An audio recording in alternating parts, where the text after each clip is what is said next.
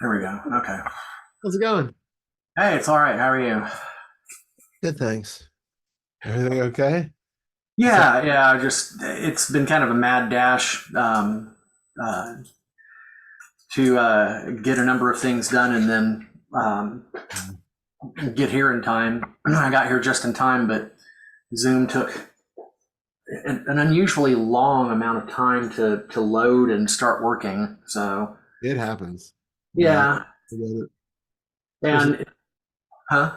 it seems like every time it's like you're in a rush, it decides to update and have to install a new Zoom update. Right. Well, and normally it wouldn't be a big deal. It'd just be okay. Well, Yeah, it'll that's work. right. Give it a minute. But for some reason, and I don't know if it's about this or if it's about something else or if it's about anything, there's just been this weird kind of nervousness. Interesting. Yeah. Um, is it been here all day? No, it just showed up as I was sitting down to log in, which is why I thought it had something to do with this, but Yeah, I can't figure out why. I mean, first of all, we've done this a few times, quite a few. Yeah, and I've done these sorts of, like there's one from POK when Pernil came to yeah. talk with us, and I wound up talking to her one on one, and that I one's on remember that. YouTube, and so it's not a foreign thing. I'm Yeah. not really sure what that's about. So I'm curious, does it feel like there's something there that relates to I mean, did it have anything to do with the rushing to get here in time and then the, you know, were you not feeling that nervousness before because you were rushing to do stuff and then you didn't notice it until you sat down to do it, or was there something else?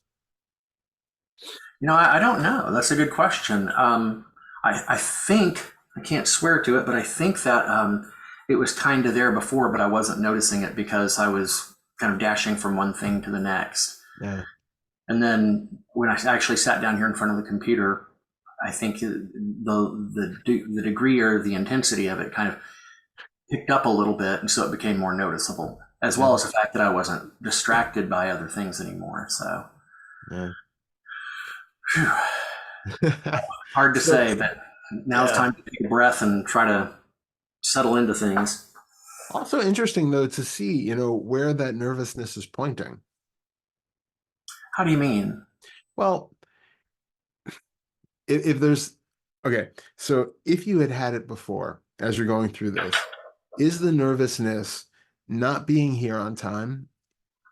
If so, is there a nervousness about how I'm going to look at you or be upset with you for being late? Or is there something built into this idea of having to, do you know what I'm saying?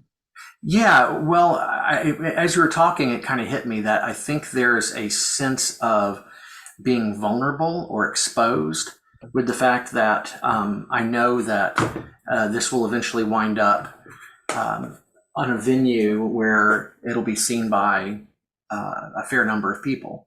Hmm. So I think Yeah. that's what it is. Okay. And that hasn't come up at all before?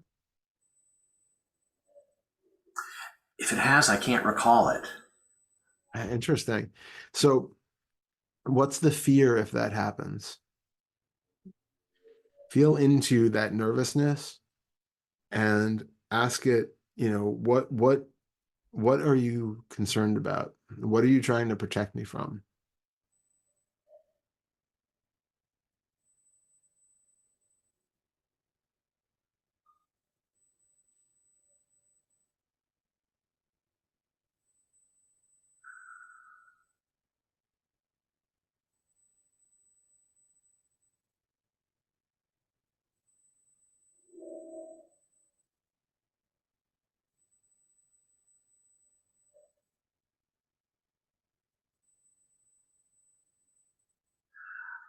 Not getting any real clear answers, Okay. or nothing's really coming Yeah. up.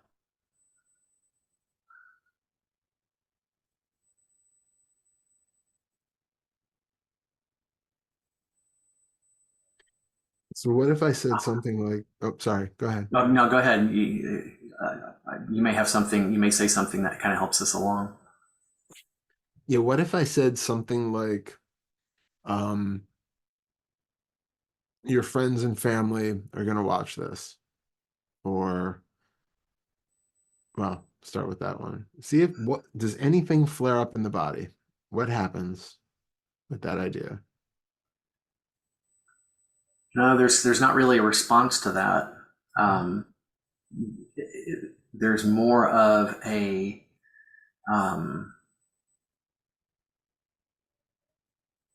some kind of reaction. It's not real strong that shows up when I think about a lot of people I don't know seeing this. Oh, interesting. Interesting. And so feel into that reaction. First of all, where does the reaction show up? Okay.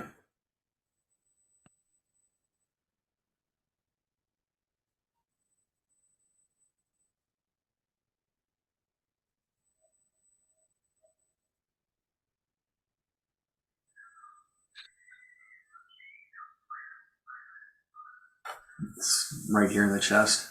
Good. So feel into that area. And what feels problematic about strangers watching you? Why does that seem to activate that sensation?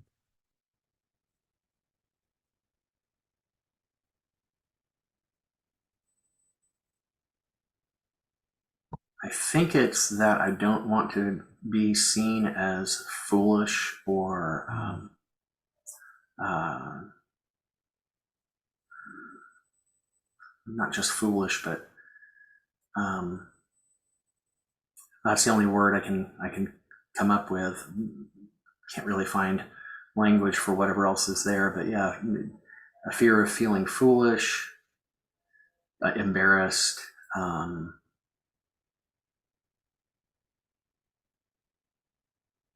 I guess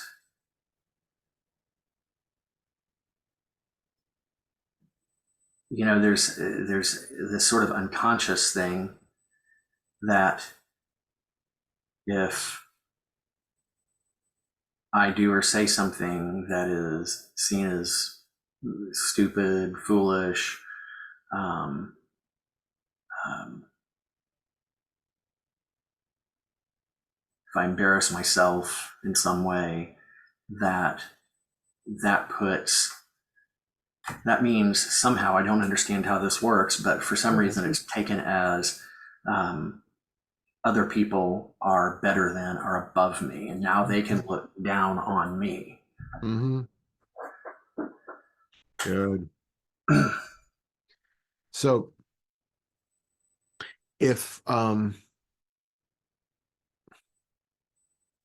this idea of being looked down upon or other people judging you and feeling having some sense that you are foolish, saying things that they don't agree with, that they feel like they're above. Since these are people that you've never met, it really doesn't matter what they think. So the question is, how do you view um your we call it performance on the videos?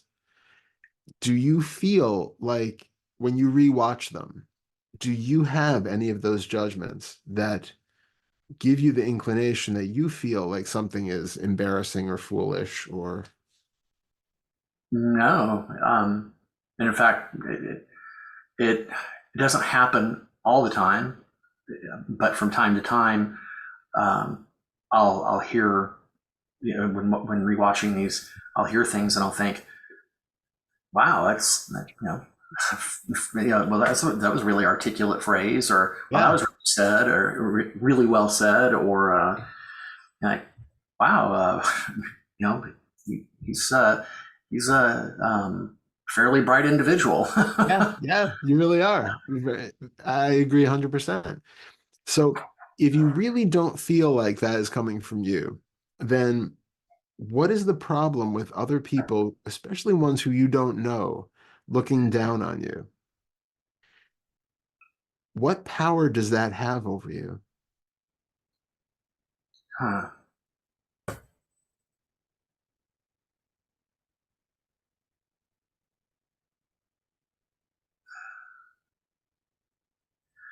It seems like it has something to do with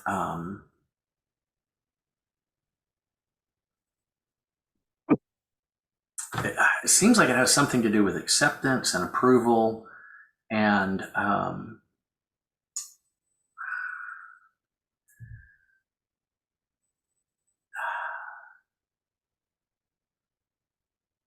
that if I can secure the if I can secure the approval, the acceptance, the favor of other people, then I must be okay. Mm.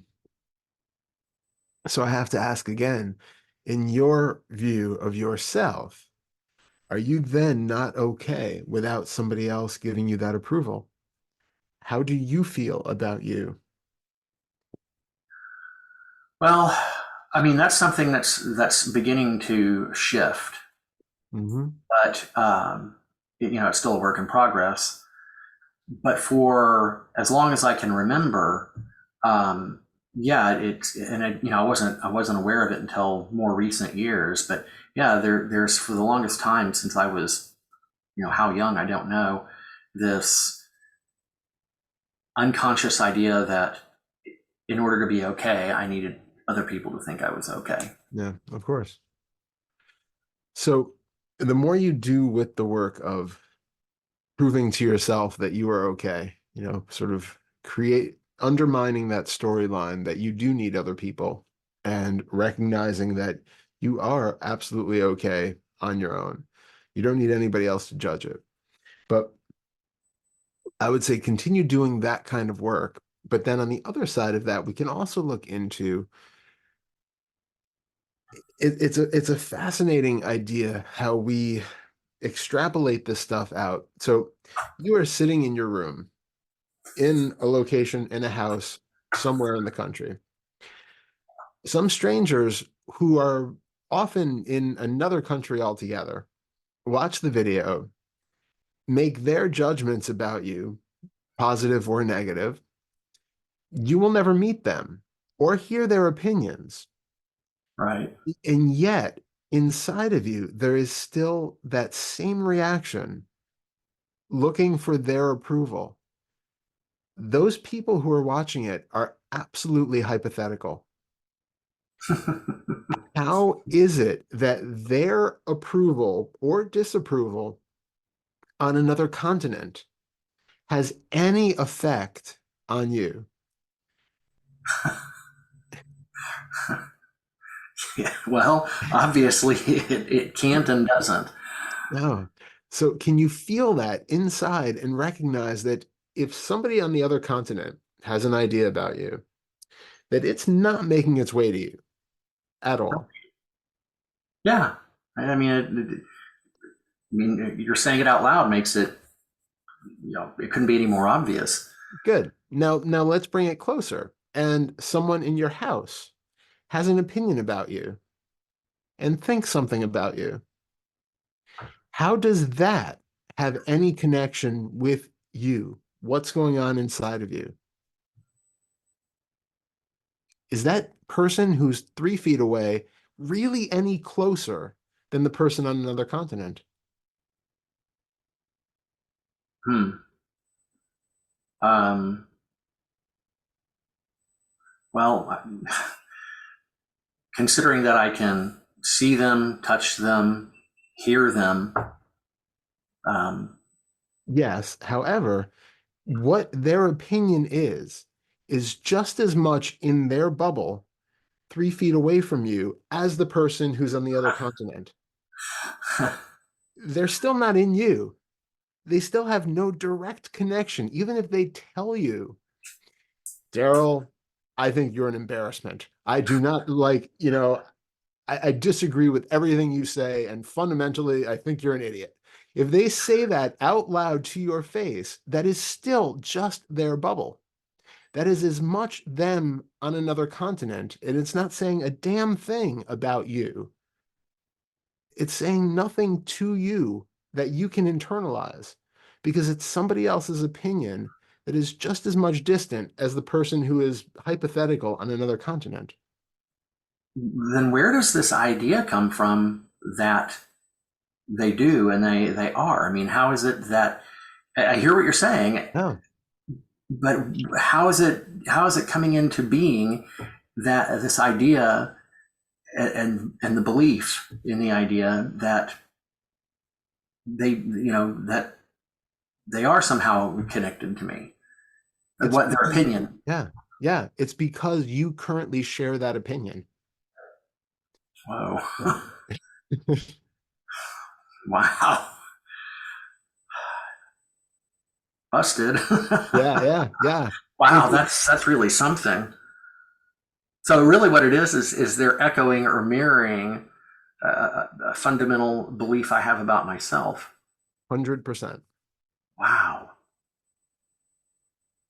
If you no longer harbor that belief, then it doesn't matter what anybody says about you. It's not going to touch anything. And so since we're talking about proximity, Mhm. the only thing that creates a bridge from there to here is that belief. Exactly. And that's why this hypothetical person on another continent doesn't even have to be there for you to feel that embarrassment and shame. Well, something I'm curious about is, and I recognize that this is probably something that can be put under the heading of narrativizing or story making. Mhm. But how much does what I'm about to tell you play into this? Um, there was an experience when I was in grade school where the teacher humiliated me in front of the entire class. Mm. And same basic time frame in grade school, was in the talent show, and the thing that I'd worked on preparing for the talent show just fell apart and went horribly wrong. And I had the entire school was in that room, and had the entire school laughing, and was kind of the laughing stock of the school for a few days or a week or so. How So much does that can we safely say plays into or fuels Oh, this? absolutely. Yeah, it's those sorts of those sorts of really overt traumatic situations are absolutely creating this basic starting point that you are inept, something to be laughed at, embarrassed, that you are not worthy of, everybody else's acceptance and appreciation and validation, that you know, you are just uh not as good as everyone else. The teacher didn't humiliate every other person in the class. They Right. humiliated you.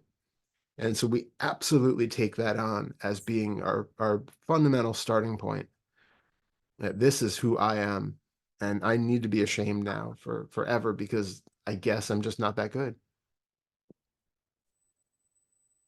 And so the way to the word you used earlier, I liked that, undermine it, Mm.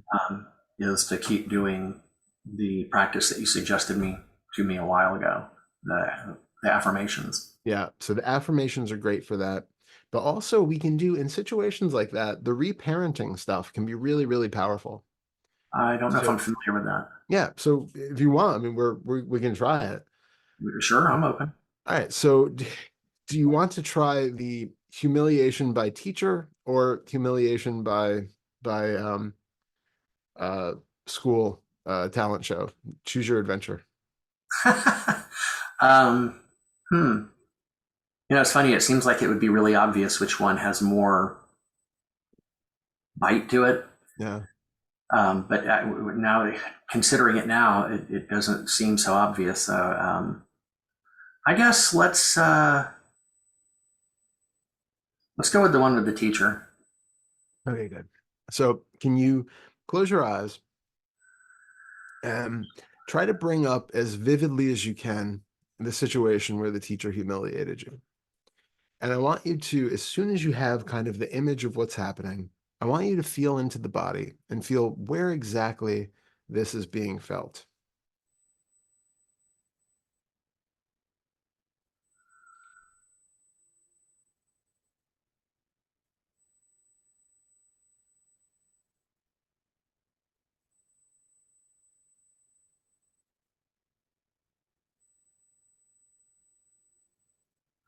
Kind of in this area here. Good. And what does it feel like?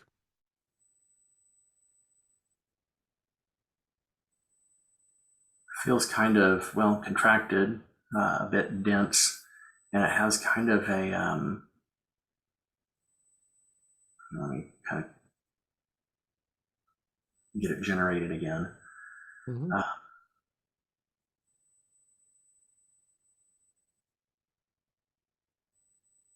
Kind of a, I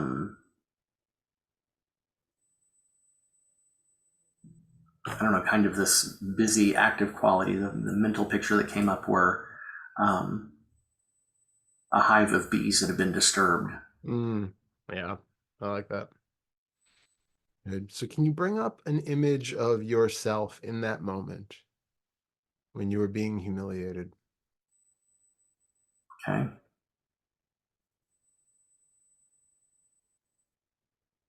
And remember how it felt.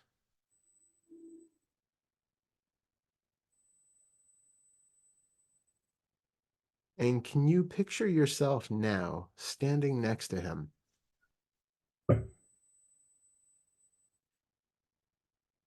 And you can put your arm around him, put your hand on his shoulder, whatever feels comfortable. And tell him whatever he needed to hear at that moment. That it's not his fault, that it's okay.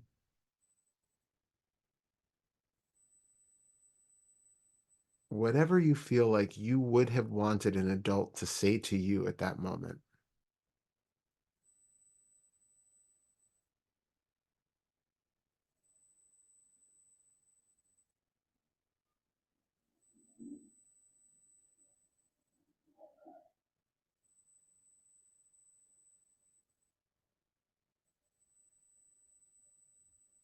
What happens when you do that?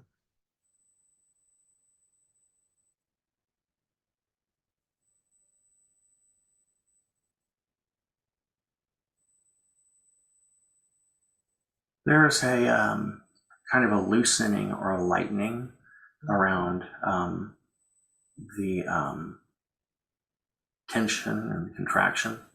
Yeah. I don't know that I'd say it goes away, but No, it seems okay. to have loosened and lightened in intensity. You can actually even ask younger Darrell, what is it that he needs in that moment?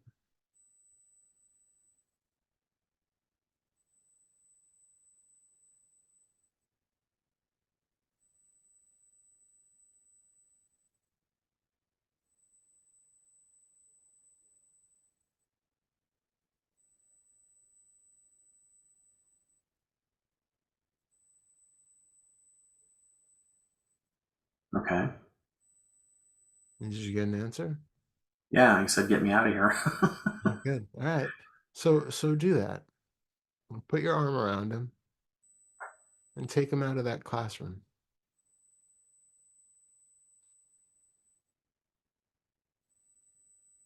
He doesn't have to be in that environment. Where would he like to go? Anywhere but there. All right. Ask him, where would you like to be? He can go anywhere.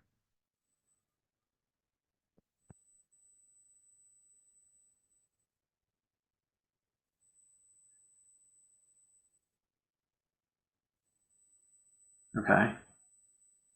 Where do you say? Six Flags. All right. So can you picture you're taking him to Six Flags? Yeah. Bring him wherever his favorite place was in Six Flags. Whatever ride he loved the most.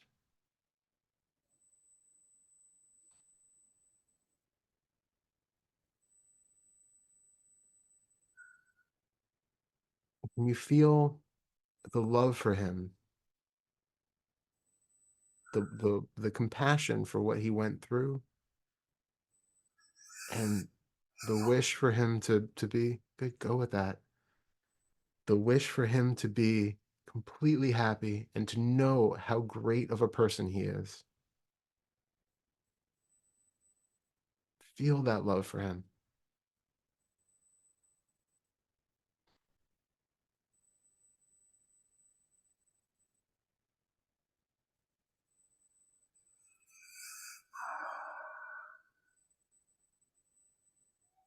Let him know how much you care about him and how amazing he is.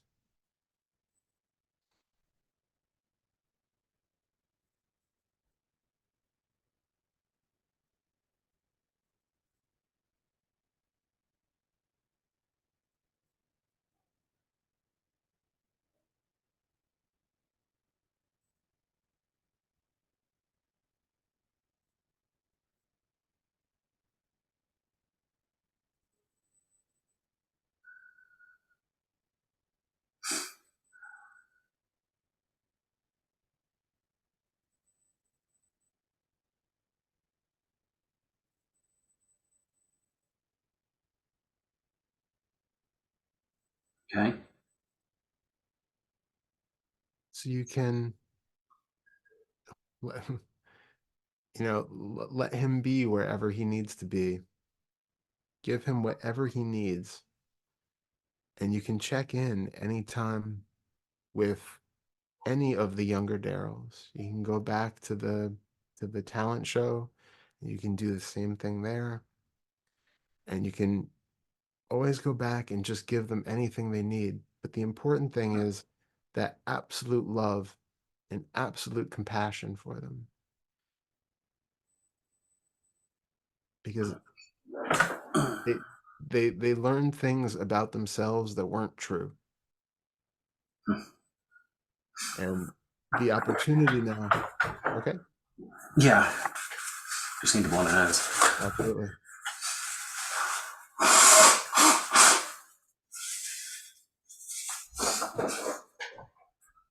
Okay.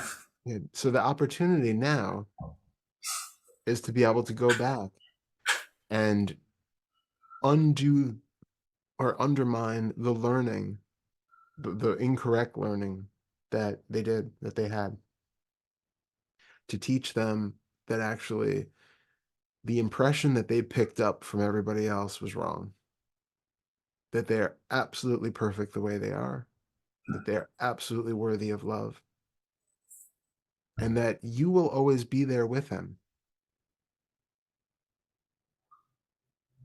You can go back and you can remind him, I will always be here with you. You are never alone. If you need anything, I'm here.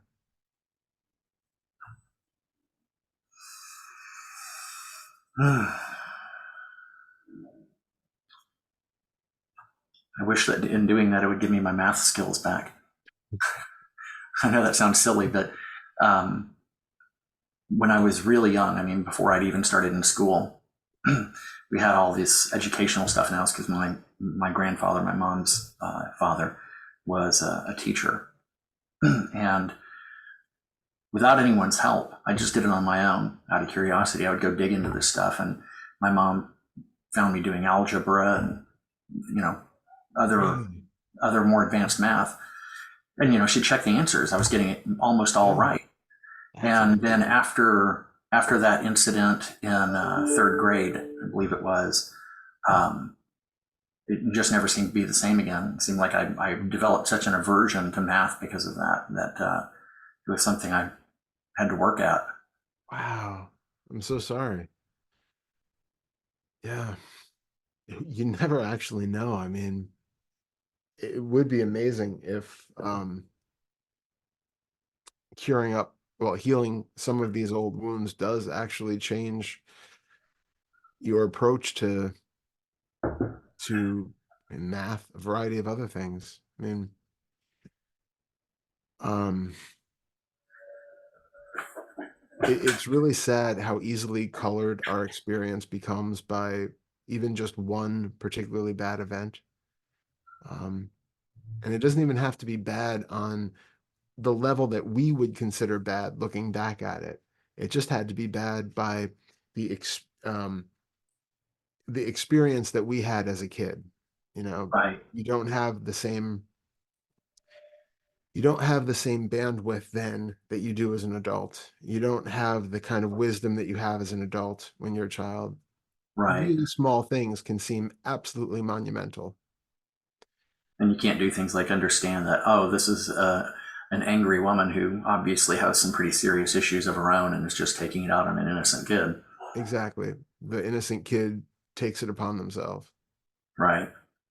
And so we have to go back. And the beauty is of doing this, as crazy as it sounds, you can even experience where you will forget that a memory ever happened. Like what seems like such a pivotal event for you can some days forget that it was a thing. And then if somebody reminds you of it, it's like, oh yeah, completely forgot about that. So it So just completely loses all of its heaviness. absolutely. Exactly. Wow, that's great. Yeah. Yeah. So we do this to take the power out of it, sort of relearn in that moment that this is not about you.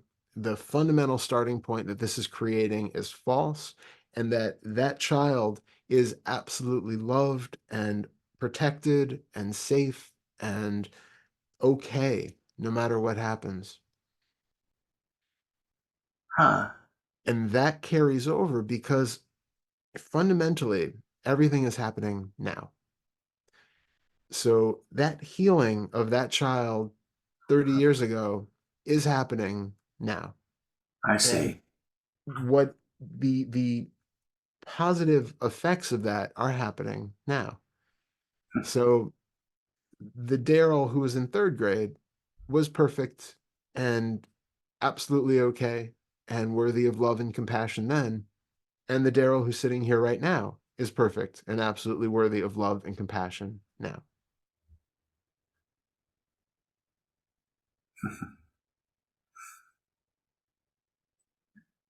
Well, things are beginning to slowly um, shift. The mental picture that kind of comes up is, a large seagoing craft doesn't just turn around all at once. Sure. And and I've told you something like this before, but I've noticed it again in the recent weeks. Things have come up that have kind of re-stimulated some of this stuff, and Mhm. um, even in some of its worst moments, like there was a moment the other night where something happened, and I got really upset with myself, and those voices, the I'm not sure what to call them, self-berating, Mhm. self-loathing, whatever. Yeah. That whole tape loop started to just off it went. Yep. But it didn't. As upset as I was, there wasn't the degree of buy-in to it as there Amazing. has been in the past. Like there was just that much of a distance. Like, okay, Yeah. this is really upsetting. Really, really upset with myself. But at the same time, not entirely. Yeah. There was a sense of not totally getting swept away in it. Really good. Out of curiosity, whose voice is that? Oh, well, it sounds like me. Mm-hmm. I Oh, mean, if I hear a voice in my head, it's me, yeah. but it Oh, feels like my mom. yeah. Yeah. So can you recognize when that happens that it's not you and that that voice, if it came from your mom, what we talked about earlier, whatever she says is her own bubble, which even if she was right in front of you, is as just as removed, detached, and says nothing about you as that hypothetical person on a different continent. Hmm. I'm beginning to be able to see that. You know, when you say that, it sounds. I can recognize it. You know, when you first said it, couldn't quite wrap my head around it. Um, and I'm seeing what you're saying, and of course, with my mom, it helps to understand that my mom was subjected to her own, you know, sort of her own equivalent to that by her mom. Yeah. And that doesn't make it right, and that's not what I'm saying. I just recognize that, you know, here's somebody who has been traumatized and abused. And so, you know, over the years, these things were said and done. And, you know, it really isn't about me. It's It's not. about her. That's just her own horrible experience coming out Yeah. and being dumped on someone else. Yep. And you can go back and do the reparenting thing with the younger Darrell who was in that situation. When his mother said those terrible things about him that weren't true, you can be there and you can reassure him that what she's saying isn't true, that he's great, he's loved, you've got his back. You know, he doesn't have to have her as the guardian that was not protecting him in the way that he should have been protected. Now Hmm. he has you to fulfill that role. Wow, that's really something.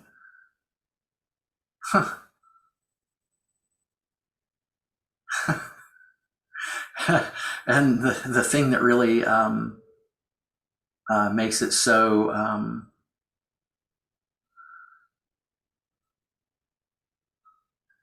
the thing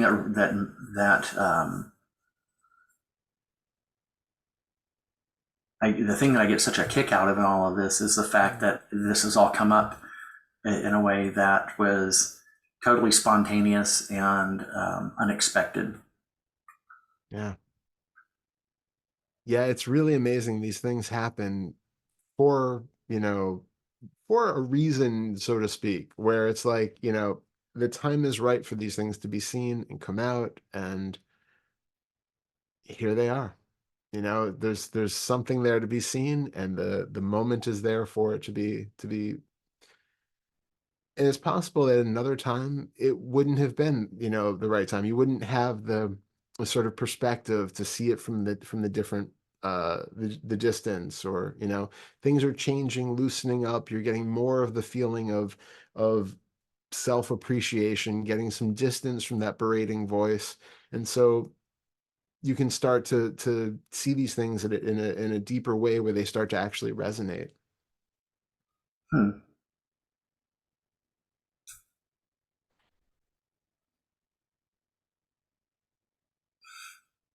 Uh,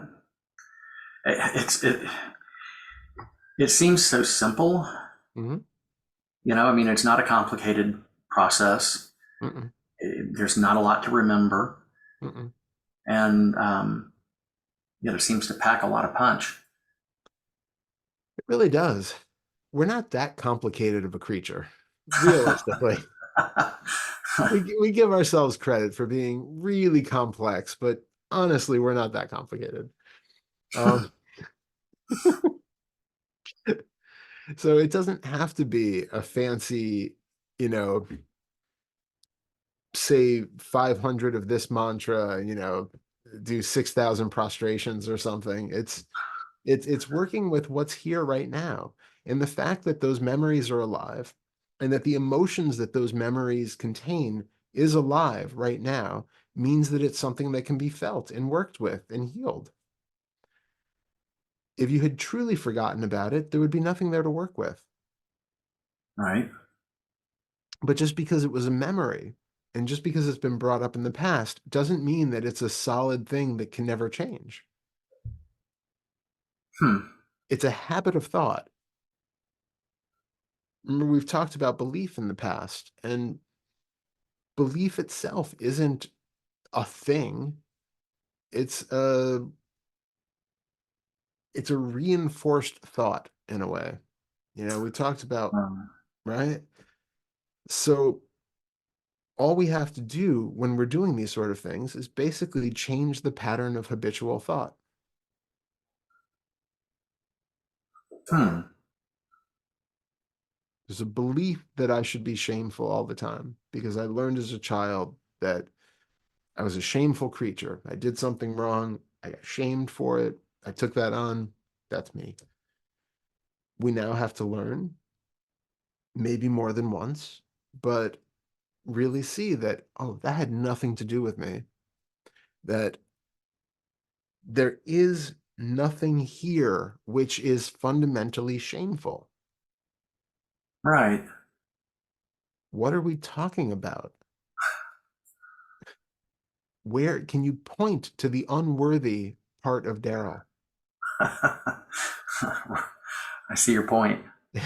No, I couldn't tell you where in the heck that is. So it's a thought about an idea of a person. This fictional character that I have made up is an absolutely terrible person, and he is not worthy of anybody's love or validation. Well, I don't know if I would say, I mean, I see what you mean by it, but I wouldn't say entirely made up. It was sort of handed to me. Yeah, but the whole idea of this Darrell, who is a fundamentally flawed creature, is a fiction. Okay, I see what you mean. And I can actually see that now. I mean, I would have been able to see it before, but I think, prior to today, I don't know how far back, it would have been something that was more intellectually understood, but now it has more of a, I don't know. I can't tell you what the difference is. Don't think I can describe it to you. But it has more of a, not solidity, but there's something to it that is not just mind based. Yeah, I can feel it. Yeah, yeah. And whereas before all I could do was think it. I would know intellectually, yes, what he's saying is true. But now there's something about it that's felt. Yeah, absolutely. So, Yeah, it's I've always hated the term grok, but there's just it's what we're talking about. There's just something so aesthetically unpleasant about the sound of that word. I don't know what it is. So I rarely use it, but what it's pointing at is that sort of thing. It's that full body knowing of something on a level deeper than just I read it in a book. right, or I just comprehend it as an idea. Yeah, yeah, yeah, Hmm. yeah. And in that happening, it seems like it's giving a little more life or substance, something. I'm not entirely sure what word to use to try to convey it, but in Pernilla's videos for, I believe it's the second fetter, maybe it's the first anyway, or maybe some of both. She talks about how that these things that we take to be ourself are thought based, but then there are also some videos where she talks about the emotional components, basically kind of on the general subject of what we've been discussing here for the last almost hour. Yeah. And again, previously it had been something that I understood it. I comprehended the idea. I knew what she meant. I could tell someone else and explain it to them. Yeah. But that was the extent of it. And now, as of the last 50 minutes, and doing what we just did, it seems like it has a little bit more. Well, again, it seems like it's more than just something that's understood. It's also now beginning to be felt, and I think that's the important thing to note, is that it's beginning to be felt. It's not like we've arrived, it's done. Yep. And it's important. Yep. But now it's beginning to be taken in, and it's happening on a level other than just mind. Yeah, absolutely. I love that. I'm delighted to see that, because Right. I don't, I wouldn't say I really understand what it means or exactly what it points to, Mhm. but I remember talking one day on a meeting with, I don't remember, I know it was probably a perfectly okay meeting, but I don't remember the details other than the fact that I was asking about something or pertaining to the first fetter. And I don't know if you know her or not, but there's a woman named Leona Oh from, yeah, we're okay. actually good friends. Yeah.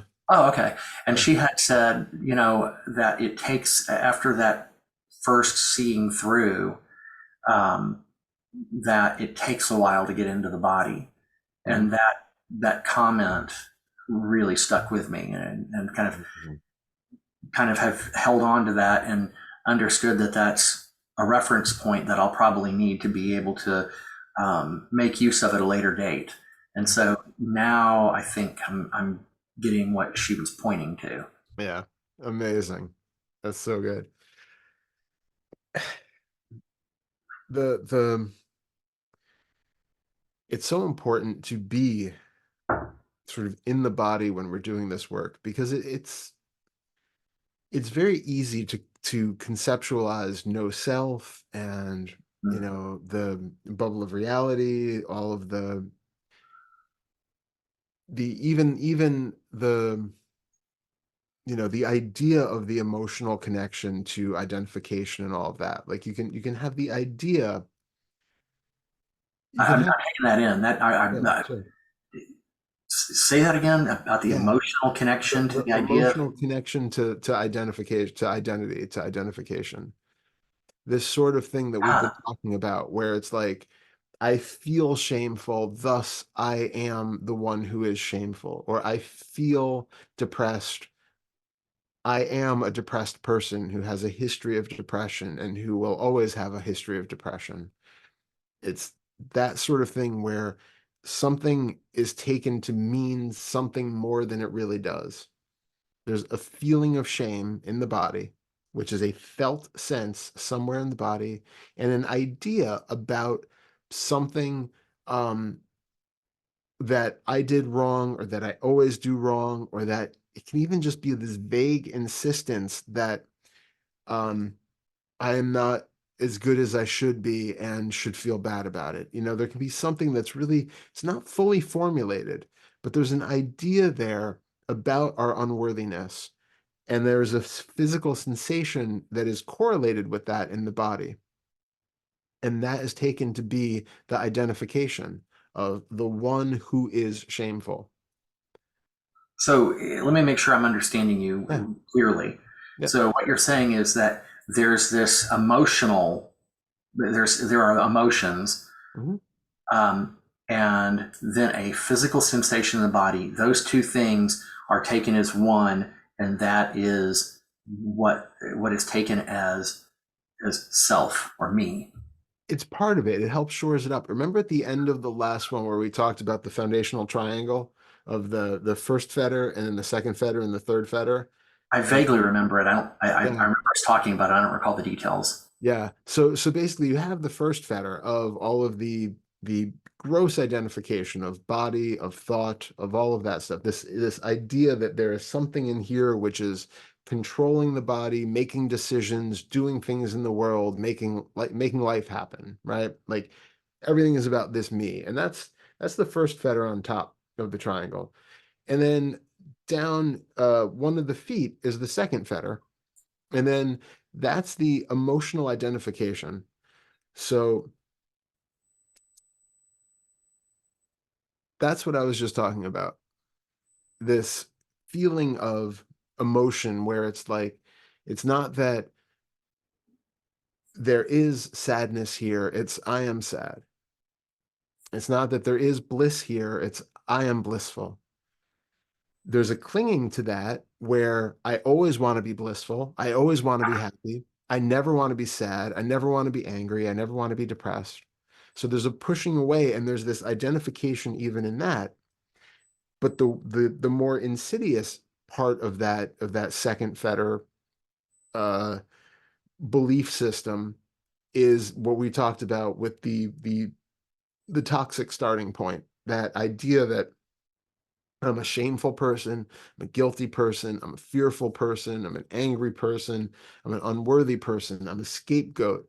I'm a, you know, uh, just I'm always alone. I'm always going to be alone. There's something about me which is this way. It has always been this way, and it will always be this way. And So there's are you saying how we conceptualize about ourselves? exactly, yeah. And from this emotional standpoint, so the shamefulness, the fear, the feelings of unworthiness, all of that has an emotional component to it. And that's creating this idea, which is shoring up. It's helping to bolster that sense of the first fetter, identification. So we are here, um, creating this um, it helps to support the concept of the self that feels like it's the one who is doing things and acting in the world, and then an emotion comes through, and instead of it just being a cloud passing through the sky, it becomes a reflection of me. It's not just a cloud, it's my emotional weather storm. It's me feeling heavy and dark and depressed, and it'll probably always be this way, and then it moves through, and then, well, now I'm very happy. It's just light, it's sunny, it's wonderful, things are great, life's great, I'm great. But it's this connection, this identification with the way that things are being felt. And that's why it's important to get into the body, because initially, for most of us, before we get into meditation or anything like that, a lot of people have a very hard time distinguishing the difference between um, the component parts of an emotion. Hmm. So most of us growing up, we kind of just feel like if I'm angry, it's just angry. Like, this is just anger. And if somebody asked you, how do you feel? I feel angry. Well, where do you feel anger? I just feel angry. I don't know. I just feel angry. And it's like you don't get a lot more depth than that. But when you ask somebody who has done more meditation, they've had a little bit more introspection, they can be like, okay, well, I'm feeling really hot. Like, I feel like, flushing on the skin. I feel a lot of tension. Maybe my hands are even gripped, maybe tension in the chest. I feel this, tightness in my throat, and they can go into the different physical components that are related to anger. But then we also have to have a focal point that there is something that the anger is about, right? It's not often just a spontaneous outburst of this thing we call anger. It's somebody having you know somebody didn't, I don't know, I'm very bad at coming up with situations for anger. uh it's not like my primary emotion, but I always default to like getting cut off in traffic. But like, something happens, we'll use cutting off in traffic just because it's easy and a lot of people get that. Road Okay. rage is the thing, right? So you're driving, somebody cuts you off, you get this immediate flare of anger at them, you flip them off, you yell, all of that. There's this great mass of sensations that are happening in the body, but there's a thought about it. There's a thought about how dare that person do that? They could have hurt me, or that, they're so inconsiderate, or whatever else. There's a thought about how wrong that person is, how it relates to you, and the injustice to you, the near harm, the near miss. How dare they do this to you? There's something in there which is identified in a way that you're then creating this additional sense of self. It's the selfing that is happening in that moment, and it's all reinforcing that sense of ego. But actually, it's just, you have a thought about this thing that shouldn't have happened. You have an idea that that guy should have driven into the circle, um, or he shouldn't have come into the lane so close, or he should have, gone around the traffic circle a different way, or you know, acted differently in some way. So you have an idea of how it should have been. This person did not do it the way I thought they should. There's then a reaction to that. There's a reaction to life not presenting itself the way that you expected it to and the way that you feel it should. And that triggers something that feels really uncomfortable in you. And then that's where the anger comes from. But you started out with a thought, you have an image of how things should have been, and then you have sensation in the body. And those things combined are what we call anger, essentially, or any other emotion. But you have to have some perspective to be able to recognize that those are just thoughts and that they're not reality. He didn't really, he, there's no way that that person who cut you off in traffic could have done anything differently because they didn't. There's no alternate situation here, or there's no alternate timeline where this went differently. If there is, you have no access to it, right? The only thing you have access to is this timeline where that person cut you off. Okay. And so any thought about it being different is just a thought. It's just your projection, and it's you wanting something to be different than it is. Do you know what I'm saying? Yeah, I do. I'm processing it. Yeah. And so that level, you have to have the perspective to, and this is why we deal with this with like fifth fetter. So you have some perspective without the self being as in the way as it would be if you hadn't worked with first fetter stuff at all.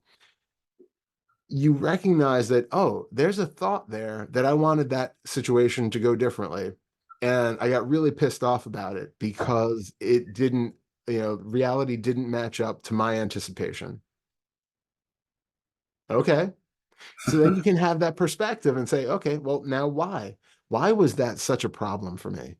Why did I feel like, was it because there was a fear response that came up when that car cut you off? There's a fear response that happens. And that fear response may be uncomfortable. Maybe you don't like feeling that adrenaline dump. Maybe you don't like feeling the tension in the body. And so because of that, you then have to deflect and yell and flip him off and create all these stories about how much of an asshole he is and how he should have his license taken away. And I hope a cop, pulls him over and takes away his license, whatever. All of that comes out of your inability to sit with some sensations that just arose in the moment when a car came too close to you. So we have to be able to parse it out and separate the thoughts from the reality of what actually happened and the sensations in the body, and recognize that those are combining in a way which ordinarily for most of us is just taken to be a natural reaction to a situation. It's just logical. Somebody cuts you off, you get pissed off at them. It's just the way it is. And I just feel angry and it's fine. And that's the way that we usually go about life until we start working with this stuff. And then it's not okay anymore. Now it's just interesting. Like, well, why did that happen? Okay. Is it necessary? Do I have to get really angry every time something happens that I don't want to happen? I don't think I do.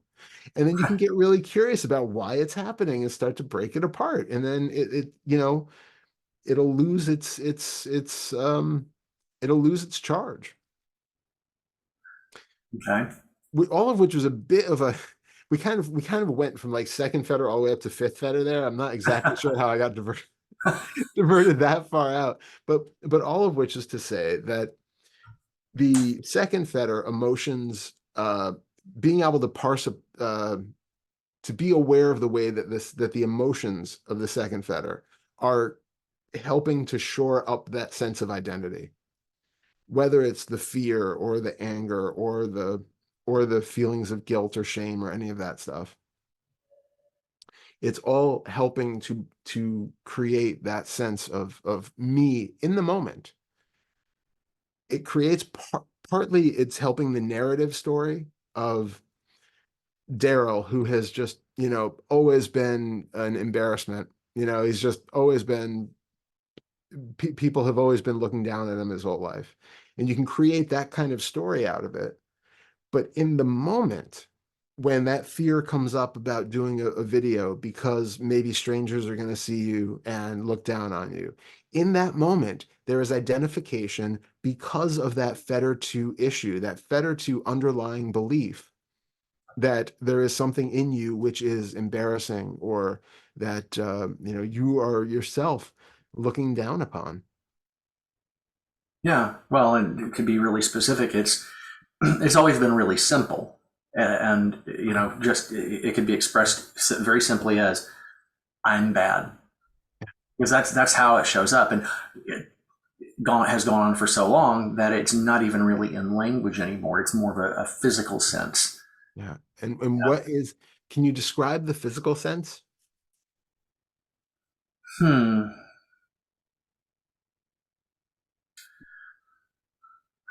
I'll try.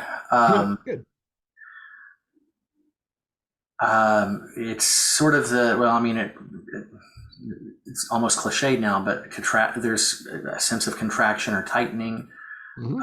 um, a kind of a flush, but not like when you get angry. Hmm. And I don't really know how to describe that. And it is an internal sense that I can't find a word for, but it's the equivalent of blocking or defending of that. Mm. Yeah, good. So do you notice? So we have a very limited, because like you said, the sensation, the tension in the chest and all that is almost cliche. We don't have that many different ways to feel in the body. Hmm. Don't have that wide of a palette of colors that we feel in the body. So a lot of these sensations do a lot of double duty, Uh, triple, quadruple, quintuple duty. oh, but let me guess. Uh-huh. The thing that gives them the appearance of difference is the mental activity that goes with it. Ding, ding, ding. Yeah. Okay. Yep. So what is it about that sensation in particular which equates to you, I'm bad? Shimon. Say that last part again. It was a Michael Jackson reference. Shimon.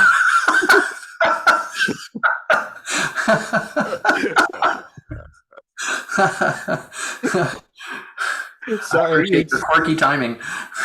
couldn't pass up. I'm sorry. That's fine. No, I'm all for it. I love that kind of stuff. Um, and what was the question again? What is it? It's so funny because even we were in our meeting Tuesday, and Pernilla was giving this great answer to somebody about, and I forget, and she used the phrase, we're tired of running from something. And I couldn't, we've been listening to a lot of Kendrick Lamar lately. And I don't know if you're familiar with him. He's Only a vaguely. phenomenal rapper, but he's got this amazing song called Tired of Running. And I was like, tired of running. And I just couldn't resist the urge because it was like right there. And at first she didn't hear me. I'm like, she said, what? And I'm like, nothing. And then she got it and kind of laughed afterwards. But it's like, those things pop up and it's just like, kind of have to come out. Um, Sure. You just need to yeah. make sure. You just need to make sure to say them loud enough so they're caught on the video. That's I all. know, I know. Yeah, no, it was just for her. Oh, okay. And now everybody will know because it's on this one instead. But no, my question was, um, what is it about those particular sensations, those particular contractions that tell you I am bad? Okay. It it seems to be that you you take a particular context and Hmm. that feeling comes up, and this goes to the idea of sankara, that there's this pre-established idea, memory, whatever in the mind, and so what it does is that brings up that somehow sets off the recollection of how I felt like that when my mom and I would have those instances. Yeah, really, really good.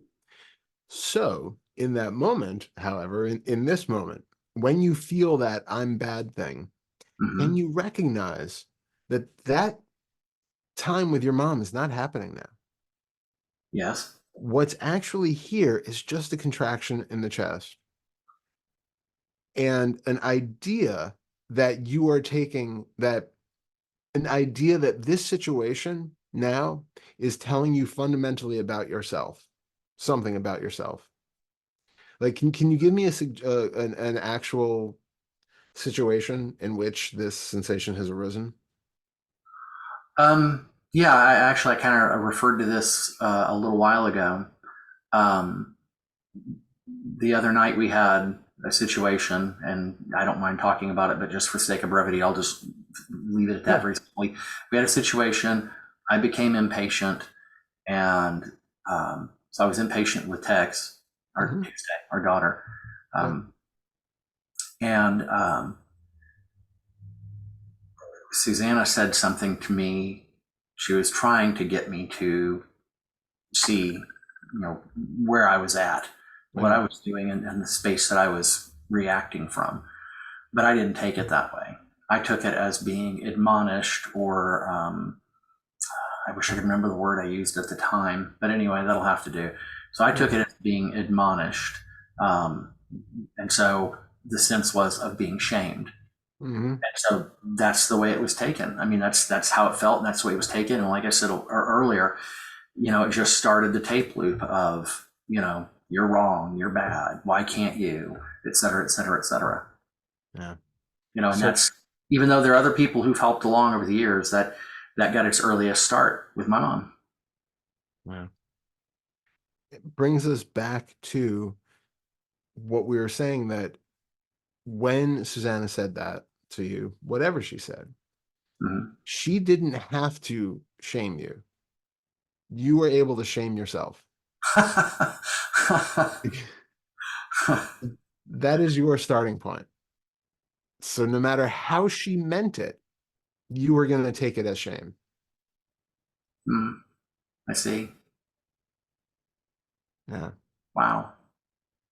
Boy, that really turns a lot of things on their head, because there are times where, if I could go back and recall them, and I can't think of any one instance now, Hmm.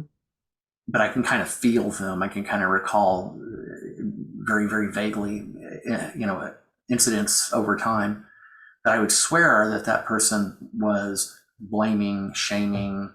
criticizing, whatever.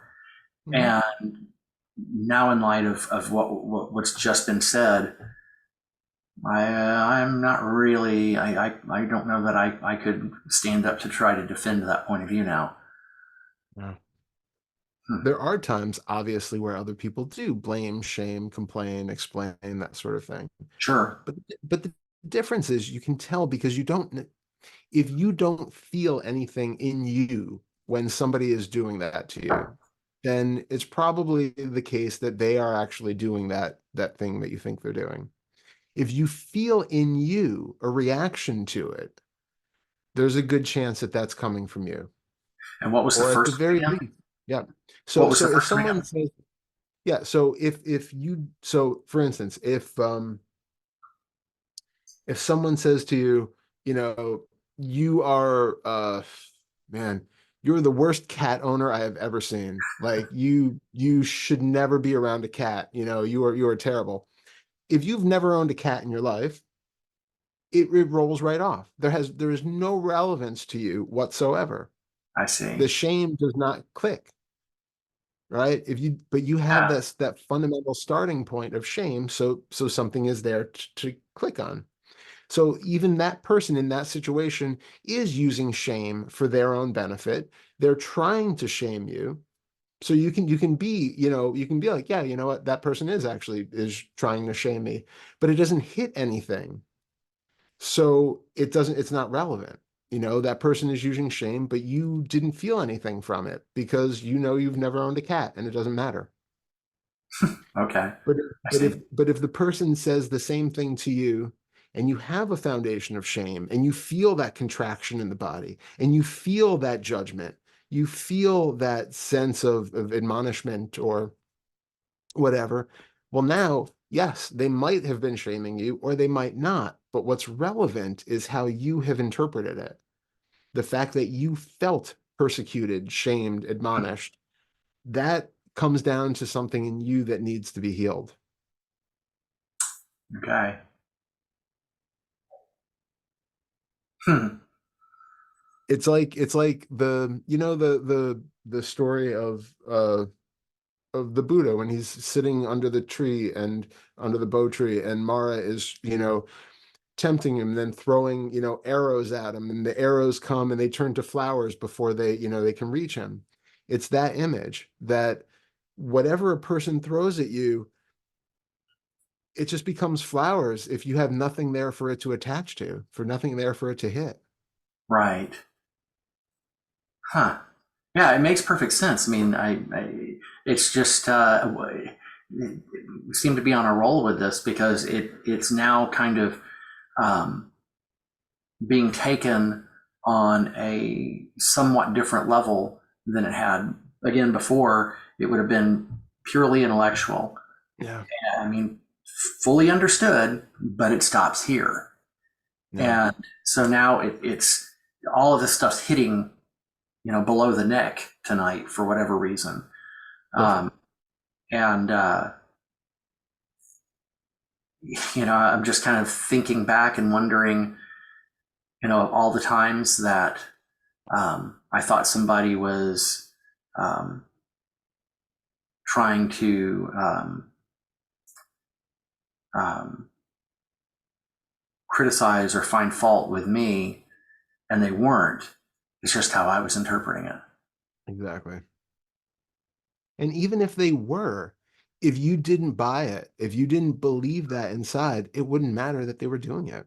You might not even Right. notice that they were doing it. I mean, if we there have been times that I and I know other people have been completely oblivious to somebody trying to be, you know, catty or you know, snarky about it. And it's like, oh, I didn't even pick up on that, because it's like whatever it was had no relevance to me whatsoever. I just didn't even realize that they were trying to be passive aggressive or snarky or, you know, or shameful or whatever. It's like, oh, didn't notice. So yeah, if you don't have it in you, they can't push that button. Which there's a special enjoyment in that when somebody can't manage to land one on you, and the frustration that comes with that for them. It is amazing, isn't it? Some people really Yeah. need to get that rise out of somebody else to feel, Yes. yeah, yeah, Yeah, yeah, absolutely. I've yeah. seen it time and again. In fact, I've had that experience so much over the course of so many years that I keep trying to get that across to my daughter over and over and over again, because she'll tell me about something happens at school. And I'm like, no, don't react. Don't react. Don't do anything. Just act like it didn't happen. That'll make them crazy. But it's going to take a long time, I think, Yeah, before she's able to really take that in. yeah, yeah, yeah. People just, I mean, everybody does it for somewhat their own reason, but Right. it is that, you know, fundamentally, it's that feeling of having to have some way of controlling your experience because you're in so much misery. You know, there's something that's so uncomfortable in you that you have to externalize it and make that other person feel something even worse just to get out of you. It makes me think of times in recent years where Susanna's upset about something, and I don't say this to try to Mhm. criticize her or to belittle her Yeah. at all. It's just it's been surprising that to me when there's some emotional intensity, and she'll say something, and I'm not saying she's necessarily looking for reaction so much as it is just engagement, Yeah. but I'm just kind of detached, and so there's no engagement. I'm not getting upset, and then she thinks I don't care. Yeah. Yeah. No, it's not the case. I'm just not emotionally invested. I understand you're upset, and I'm sorry you Yeah. are, and I apologize. I didn't mean to do whatever that was that I did. Yeah. But that's it. There's not the both parties are now speaking in louder voices, and That's really good. Yeah. Yeah. Having that sense of perspective on it. And then also, you know, I don't know her situation. So I can't say much about that, but it can be that, you know, if you're feeling something that seems intense and it seems very logically a problem to you, Right. sometimes getting that validation from somebody else is really helpful to kind of reinforce your opinion, to reinforce your view of how things are, how they should be, and all of that. And yeah, again, I don't have the specifics on that one, so I won't say too much. Yeah. But it's, I think really in the kind of instances I'm thinking of, it's more that they feel very strongly about it. And if I'm not having the reaction, she assumes I'm not feeling strongly. Yeah, She wants me to care as much as she does because kind of along the lines of what you said, um, she thinks that, to her it's something that's important. And so she wants it to be important to me. And if I'm not having a strong emotional reaction, then I must, apparently I don't really care. yeah, And, and all you can do is just try to explain, well, actually I do care and I see this as important to you. I just not, yeah. not Process it a having, different way. yeah, I'm not having any kind of, I'll give you an example. Yeah. And it's not been recent because things have changed in the last few years, but from 2016 to 2020, when we had the whole Trump thing going on, that was something that really scared her, and I understand why. Yeah, It yeah, was scary and upsetting to her, but partly because of the way I see things, partly because of the fact that things have changed over the years because of this practice and this path. yeah. Uh, I was just really kind of detached from the whole thing. And That's amazing. so she would tell me about something, she was really concerned, and she would want me to be concerned too, because I think that was kind of taking a form of support, I guess. Yeah, yeah, absolutely. And so I wouldn't be like, yeah, I, I don't really have any strong feelings about this, and that kind of thing would crop up over and over again. Finally, had to explain. I do see where you're coming from, and I understand that you really care about this, and I understand why it's upsetting to you. But I just, I feel like the alien anthropologist. I feel like an outsider Yeah, looking at stuff. yeah, yeah. I get that, and that is something that actually comes with doing this work a lot too. That you can have you can have a moral sense about something. You can understand why something seems deeply problematic, or why somebody believes that this situation is wrong or this situation would be right. But it's also possible to have that, fifth floor view, as Pernilla says, where Hmm. you recognize that um, there is no.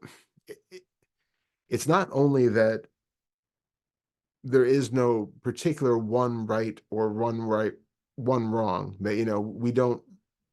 It's not that one side is 100% correct and the other isn't. But the thing is that we never know what is actually going to be the beneficial outcome of anything. We Hmm. have to come from that place of Yes. ultimate not knowing.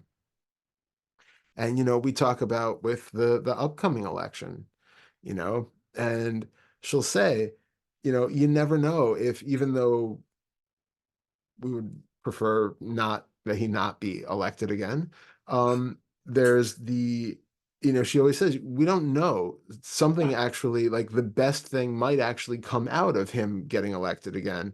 Right. It's not something that you foresee just by the dint of his policies or something, but it could be a chain reaction of all of these events that are completely Exactly. unimaginable that actually lead to a much better outcome than would have been. So it's the humility of recognizing that in any situation we only have a small handful of salient facts, and that beyond that everything is very much an unknown. Well, and and this is something that in those situations that I'll tell Susanna when we're having these conversations, and I said to other people as well, is that um, I'm just not so sure about how bad something will be and what that means, because almost without exception, and it may be, I don't know if I'll say almost without exception because there probably are some, but such such a high percentage of the time, things that happen to me that have been so, in quotes, awful, that have been so unpleasant, so difficult, and have been the doorway for really fantastic things to come into my life. Yeah. So it's not like I go seeking these things out or try to generate them, but when things happen that are threatening or upsetting or whatever, I don't know how it's going to turn out. I don't know what the result of that's going to be. Absolutely. That is the right way to look at it. That's absolutely true, because we don't. Otherwise we're putting so much stock into our ability to imagine. And, you know, I think that's the right word too, imagine. yeah, we create. I think this might happen. This is the worst case scenario. Probably going to happen. Like whatever we imagine, we really buy into. Right. And we have no access. Right.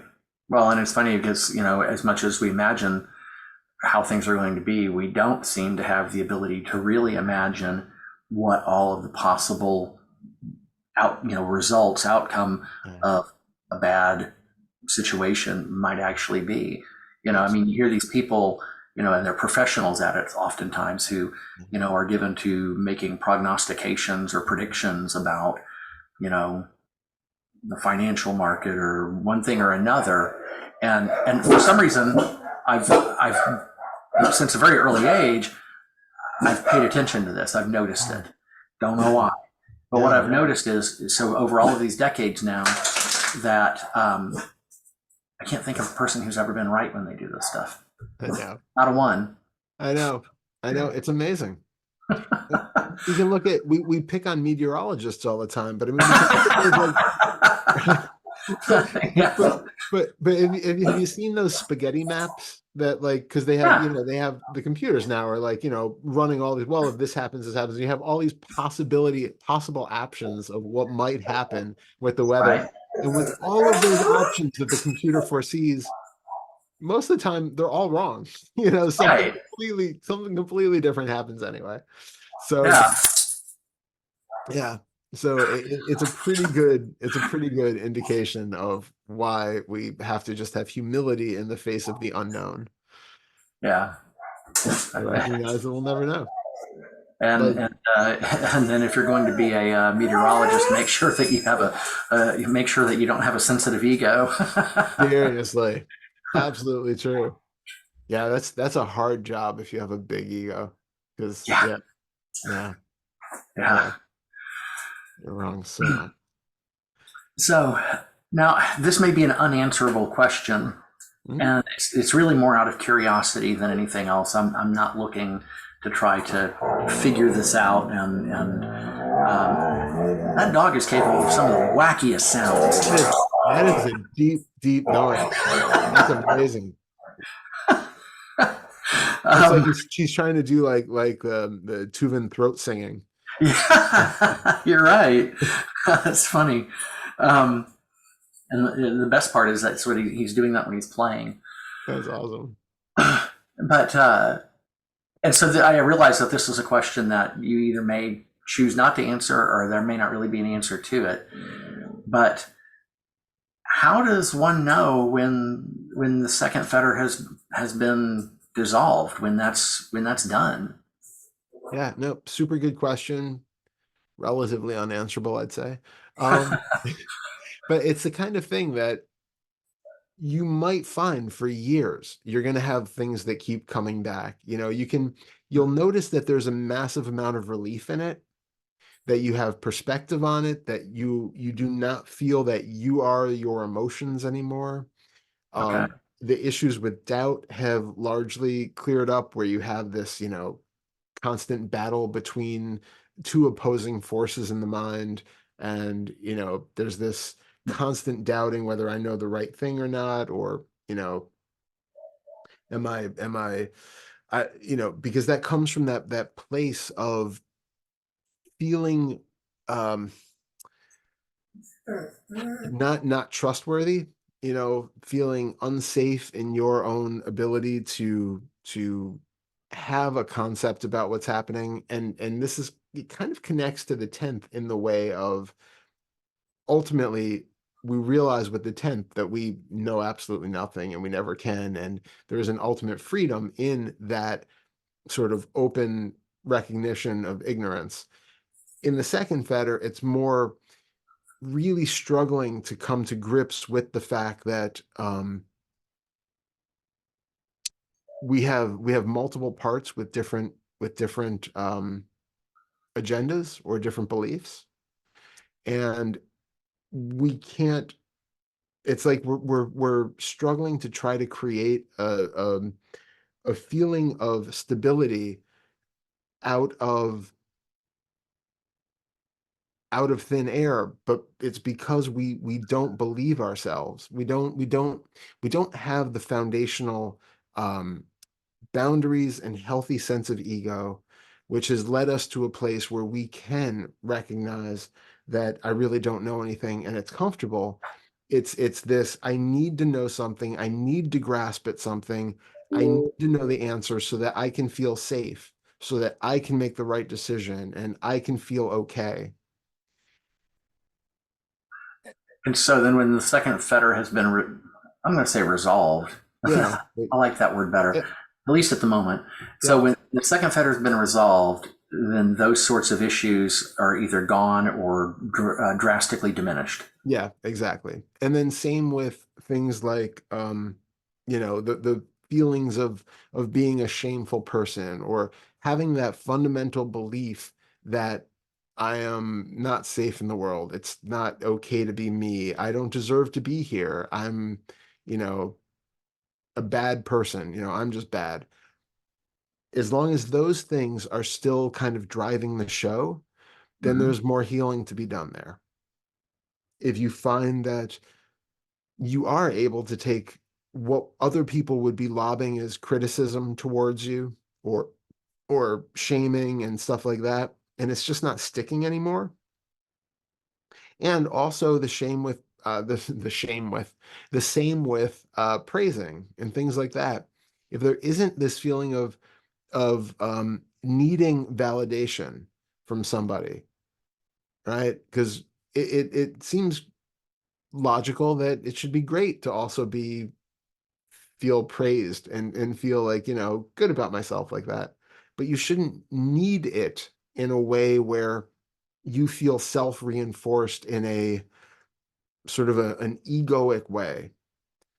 Do you know what I'm saying? So if I you do. if you feel like you But get a boost out of it in a way that is reinforcing that sense of me, who's a really good blank, well, that's here's the thing about that yeah, is that that's not the experience for me. I actually have a hard time with praise. It causes me to kind of recoil and I don't take compliments well. It causes this, I'm uncomfortable with them. that's because of your underlying starting point of not being worthy of them. Right. Yeah. Okay. So, but for somebody else, it could be very much that they thrive off of that validation and adulation from other people, and it Okay. bolsters that sense of self, of egoic self. And ultimately, again, in Buddhist terms, the idea is to be free from praise and blame. Right. So it's to be neither moved by positive or negative impact, because again, none of it is talking about you. None of it is a reflection of you as you really are. All of it is a false idea of a self who is either a really good guitarist or a really bad one. Right. Because I'm gonna let them yeah, out. I think they like that.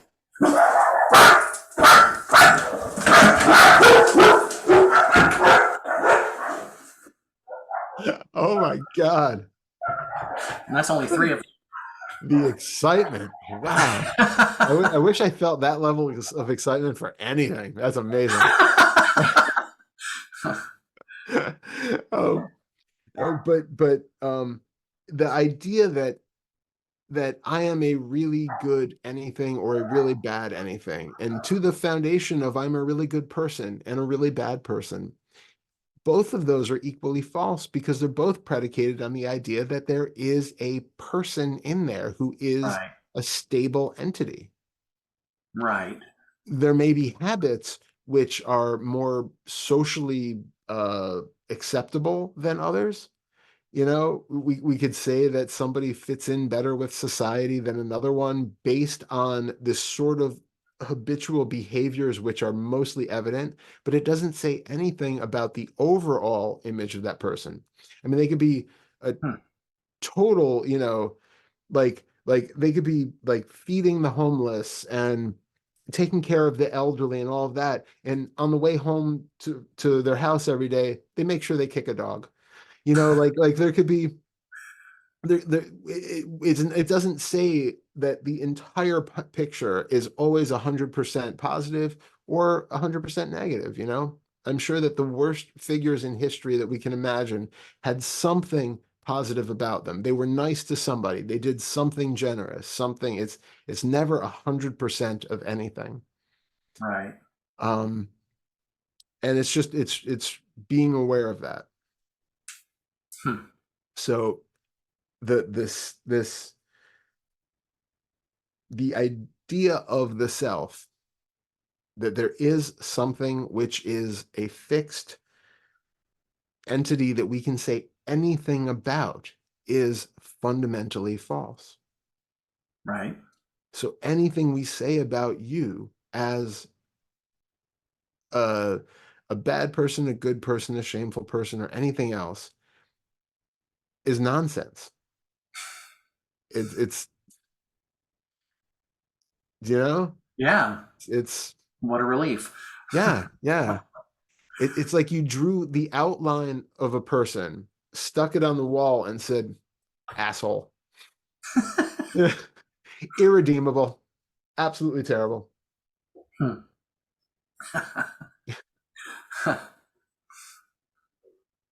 Okay. Hmm. I'm just kind of trying to tie all, or I kind of package that up in my mind in a way that, Yeah. uh, okay, so since we're on this subject, you talked about this last time, but I have to go back and watch the video Yeah. to get it. But I mean, just briefly. So if that's first fetter and that's all thought based, Yep. and then the second fetter is one of the supports for it, and Hmm. that's emotion. Um, I know the classic description of third fetter, Hmm. but what does that translate into in Yeah. practical terms? Yep. So the third fetter was anything that we do as a rite or ritual, a habit, or anything else to deflect from the feelings in the second fetter. So the shamefulness that we Oh, feel or the fear that we feel, we do something to stop feeling those emotions, to stop feeling that shamefulness or that guilt. And that could be, I think the example that I gave last time is if a person feels shameful about their weight, well, a person feels shameful in general, but if they're overweight or they feel they're overweight, then they use the weight as the reason why they must be shameful. And then they will diet or do exercise or something in order to lose that weight because they don't want to feel that shame anymore. Then once they lose the weight, they'll be shameful about something else. Then it'll be the fact that they still smoke or they drink too much or they, you know, are lying or something else. They'll figure out some other reason why they're shameful. And then they'll do something to again counteract from that. And so it's that sort of thing. So even like if you get up in the morning and every morning you have to have a cup of coffee, then that cup of coffee is there because it's providing something for you. Because if you get up in the morning and you feel like, "Ugh, I got to go to work, I hate my job, but at least I'm treating myself to this cup of coffee in the morning because this is something I need for myself because I'm going to give away my soul for the rest of the next 8 hours are not mine," then this is my time. It's giving you that so that you don't have to feel that discomfort that's there, um, with the knowledge that you're doing something that is that you don't want to do for the rest of the day, that you don't feel comfortable doing. And so we're covering all of those emotions up with this is me. I don't want to feel that dread of going to work. I don't want to feel that I'm selling myself out, or that I'm not being authentic, or or um, observing my own boundaries. Maybe there's something about going to work that really pushes me past where I feel comfortable, but instead I'm going to numb myself by eating something, stealing a stapler, something where it feels like you're doing something in order to. So the third fetter is anything that's for a purpose, that we do for a purpose, and most of it is to do that. But as I said in the last time, the way that the third also bolsters the first is because if we do something for a purpose, like dieting and exercising or meditating to become enlightened, for instance, that's a real key one for us, is that we so many of us come in with depression and anxiety and feelings of unworthiness and all sorts of misery in the second fetter.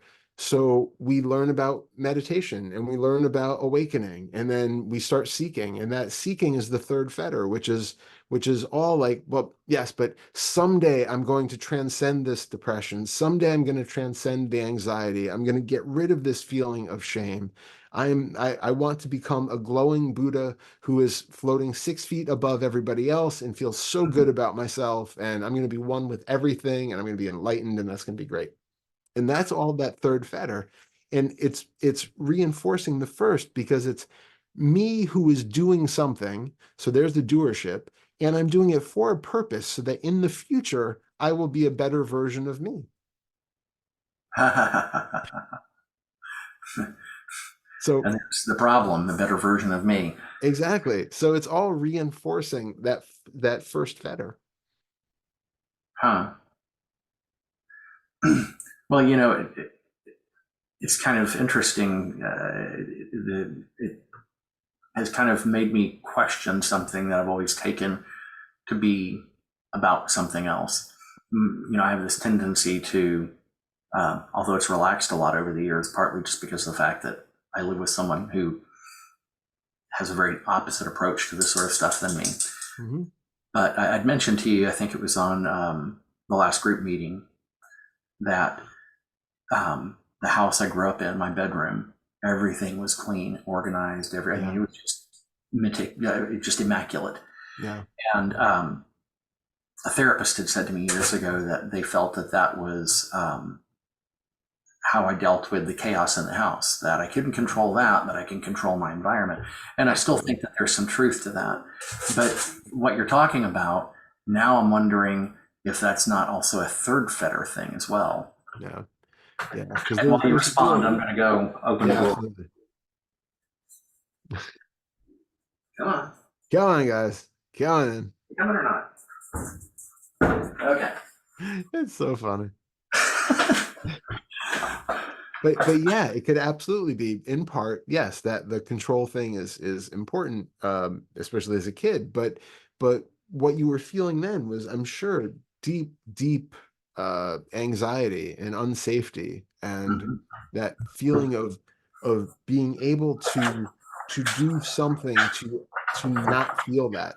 And if it felt like organizing all of your books by an alphabetical order or by color or something, that's a way of really deflecting from what's going on in the body. You don't want to feel that anxiety, so I'm going to spend my time organizing and cleaning and just like do so that I don't have to feel what's here. And so it's a double thing. You feel like you have control over something, and Right. you get to deflect from what the emotions that you don't want to feel at that point. Okay. Well, I'm really glad to know that about that particular personal habit, because that means when I start to do that, because it's still something I do Yeah. compulsively Yeah. at times, then that can be um, kind of a little indicator that, oh, okay, so what's going on here? What's happening? Why the need to try to tidy up this little thing, or Yep. straighten up that part of the house or whatever. Yeah, that's your moment to tune into the body and see what's being felt that you're trying not to feel. And that's really that's something that it needs to be tuned into much more. I mean, it started almost a year ago. Actually, it has. It'll be a year in March, that from all these different disparate sources, that I kept getting the same message over and over and over. You need to start paying attention to the body. You need to get out of the head, get into the body. You need to start being able to rest in the body. I mean, it was said so many different countless ways. I've heard it so many times that, I mean, there's no doubt in my mind. I mean, to deny it, I think, would be sort of madness.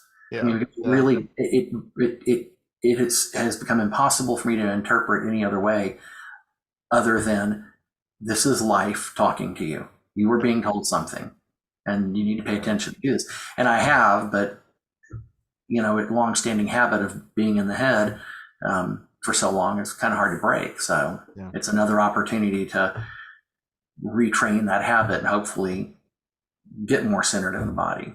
absolutely. I don't completely, I couldn't explain it to someone else. I don't believe I could, as to why that's important at this point in time, but I just know it is. Yeah, yeah, absolutely, 100%. Um, there are so many benefits to it, both from the emotional healing to the recognition of all of our reactivity and the way that we really feel the world. Because if we're locked up in our head, as I was saying, we take so many of our emotions to be true or real reflections of what's going on. Hmm. And we believe the stories about them. And a lot of times we get even the wrong view of things because if we're only dealing with stuff through cognition, we can be pushed far past our comfortable boundaries because you're not if you're not checking in with the body, you don't know necessarily where your comfort level lies. Mm-hmm. You don't know um how you feel about certain things. That we get so much feedback from the body, and it's so helpful to recognize it, to become aware of how it is that we are interacting with people in the world, what is shaping. There are people who go about life not knowing their emotions.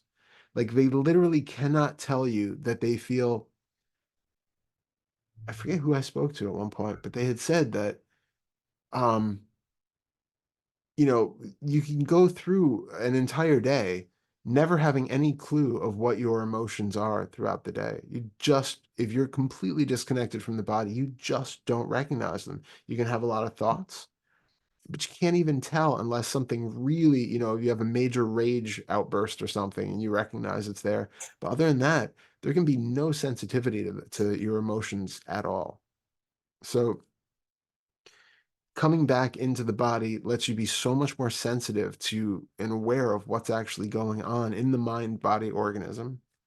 It also brings you into the present moment where you are much less likely to be lost in thoughts about the past or the future. You're just here in the body, which is only showing up here in this moment. So Right. it just snaps you to the present. Um, and it's a um it takes us out of the habit of conceptualization, because you can recognize what's happening in the body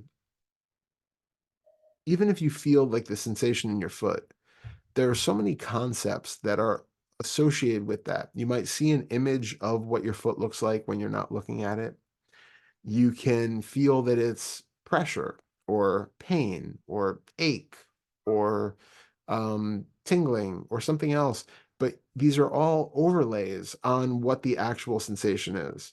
And so you can be more and more aware that what your actual experience is of a sensation is inexpressible. Hmm. You can't really say what it is. And it's that the levels of conceptual overlay, like pain, is something that you can dissect and have kind of fall apart. And it gives you an indication that you can do the same thing with all of the other concepts that you live out of, like the concept of a Darrell or a Todd, or just me in general. The concepts of being, you know, a really great basketball player or an amazing cook or something else. These are all conceptual overlays that we have about us. The idea of how you know, because I go volunteer at a food shelter every now and then, I'm a great person. You know, it's that sort of thing. Like that is a concept. And if you can, it helps to be able to recognize those concepts if you can recognize the concepts of pain, pressure, weight, gravity, um, hot, cold, all of those things are concepts that we overlay over physical sensations. So there's so much insight to be gained from just being in the body, being with sensations, seeing what's showing up, recognizing that a sensation in the stomach does not mean that you are anxious. It's a sensation in the stomach. And that sensation in the stomach might also show up if you feel excited about something, or it might feel like that if you're in love. You know, we can have all of these different, as I said, we only have a limited number of sensations that we can work with in the body. And so they're doing multiple duties at one time. So to make more out of them other than just muscle tension or fluttering or tingling, there has to be a concept involved. Ah, okay. Now I understand how that works then when you're, um, like earlier at the beginning of our conversation, when you're talking about asking that sensation a question. Okay. Well, before we run out of time here, there are two things that have come up in the last couple of weeks that I wanted to ask you about. Yeah. Um, and I guess kind of keeping in mind that when we spoke about the fact that anytime there is, what was it?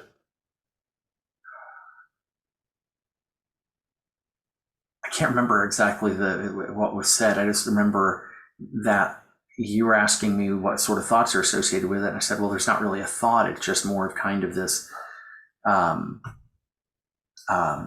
internal sense that wasn't really, there wasn't any kind of language attached to it. And you said, well, look more closely because there's always going to be a thought or a mental picture associated with it. And so since that time, I've been looking more carefully when things come up and there's disturbance, upset, whatever, something's going on. It's like, okay, well, as well as the sense of somebody associated with that, well, what thoughts and what mental images are going along with that.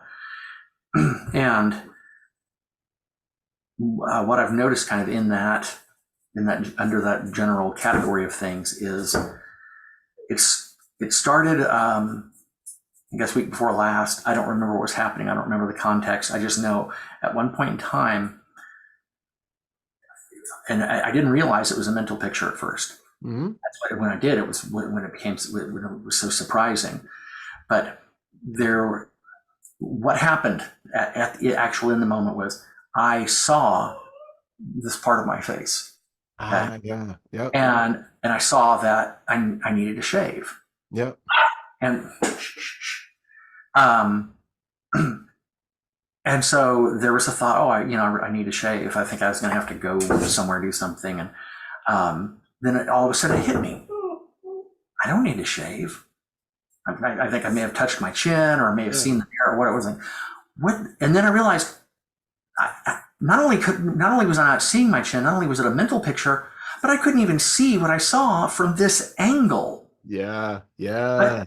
But what was so utterly weird about it was the fact that it seemed so utterly, completely real and true. I mean, for a split second there, for, about a second or so, it was a fact. That was my chin and it needed to be shaved. And then when I saw that, I mean, that was physically impossible and it Yeah. wasn't true. Yeah. I mean, it kind of stopped me in my tracks. Love that. What? What in the heck is going on? And how many times a day, every day, does this kind of thing go on? Uh-huh. Constantly. One moment. I wish I could find a way to explain to her. She's not coming back in for a while. Anyway, she'll have to be disappointed. So that was a real aha moment. I love that. I really love that. Yeah, it happens all the time. It's funny because I had a group earlier today and I was doing a guided meditation for them. And, I mentioned the picturing the tongue in your mouth. And for whatever reason, the way that, my brain fills in that image of a tongue in the mouth, it's like when you see it's like a cutaway illustration of a head, and you see the tongue from this angle, from the side of the head with no cheek or anything in the way. And like Right. that's the way that the image shows up. And clearly no reference to the actuality of what it's trying to connect to. Right. Huh. So yeah, love that. Okay. Well, that was at the time. I mean, I've kind of come to. Um, I've settled in with the idea, but for a while, I don't know how long exactly, there was a sort of a degree of mild shock Mm, and just kind of this general not well defined sense of weirdness. Like that really is just the strangest thing. I mean, the brain, the mind is producing and kind of handing off to you as reality something that's total BS. hmm You know, 100%. and so I guess at the time when I thought I got to ask Todd about this, I guess there was sort of a sense of disbelief. It's like I got to have somebody else tell me if I'm misunderstanding this or if this is correct. Yeah, No, no, because that's if I totally. have an experience, I think it's usually a pretty safe assumption that probably someone else has had that experience. I Absolutely. can verify through another person. Absolutely. Yeah. No, that's the way it is. And it's wild that we miss it so much that Hmm. that it seems so shocking because we're just not aware that that's the way that our brain is working. And so much of our day when we have that feeling of me being a self, there is this internal image of our face or our body in a way that does not really correlate to how it even is in the real world, but certainly not in a way that we would ever actually see ourselves. But it's taken as a fact It and as is.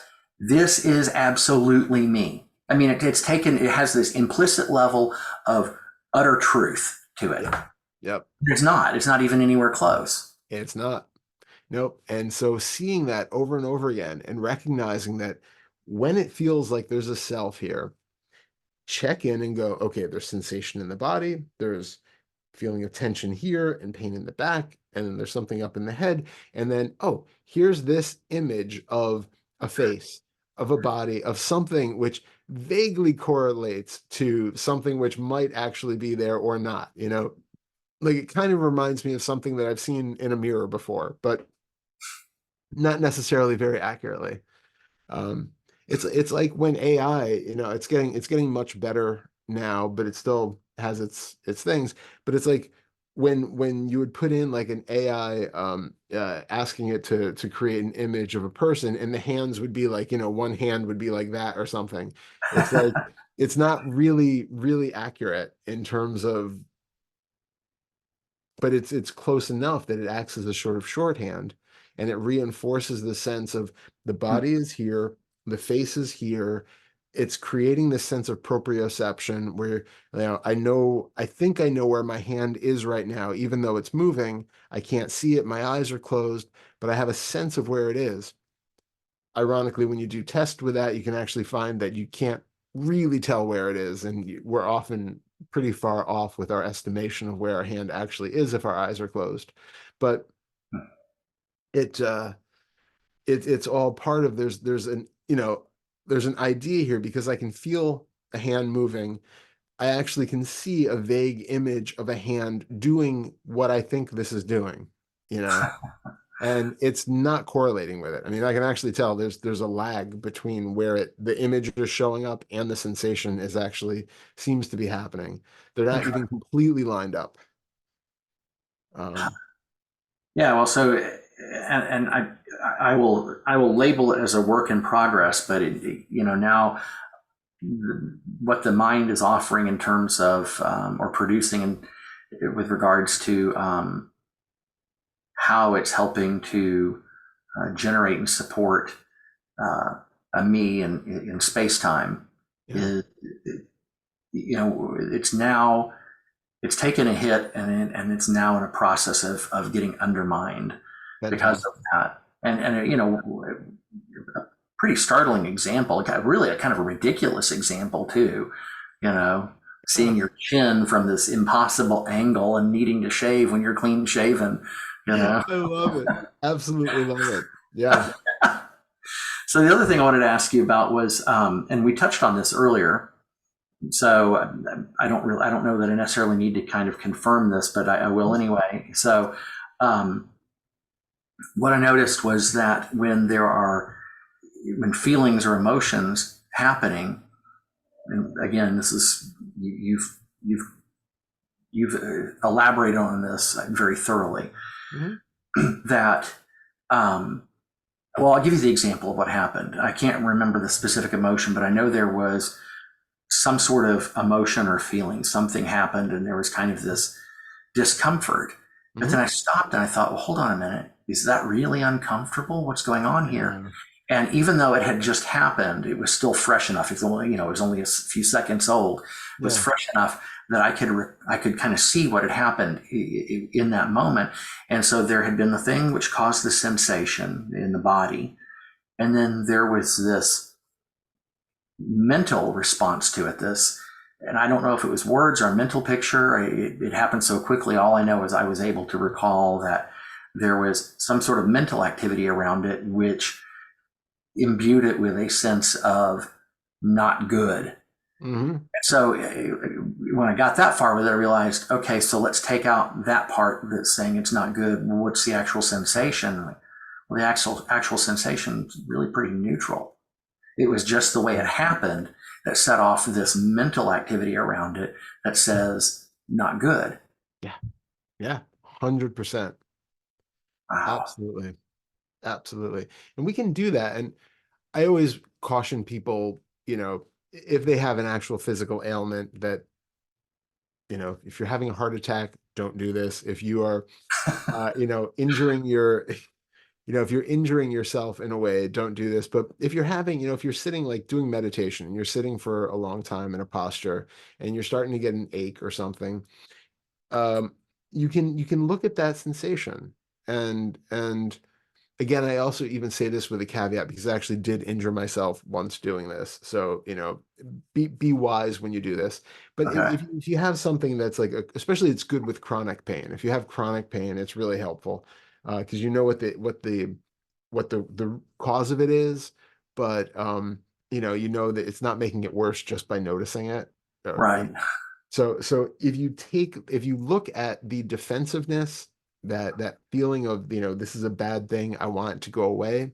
If you can remove that and come to the actual sensation, remove the idea that it is pain, just get curious about the sensation itself, it will become neutral. And in some cases, it can even swing to the positive, which is really interesting to have something that Wow. started out as pain that you were pushing against, and it's like, it actually feels kind of good. Like you can even sometimes swing it to that end. But it does come down to um our perception of it and the labels that we put on it.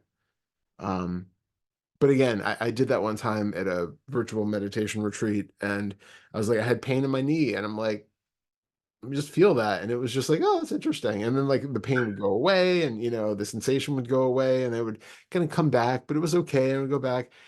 And then I don't know, an hour later or whatever it was, I went to get up and I couldn't even stand up. So I actually really, it turns out that I had needed knee surgery later that year and didn't Wow. realize I had like a benign tumor in my knee. So that's actually why it hurt so bad.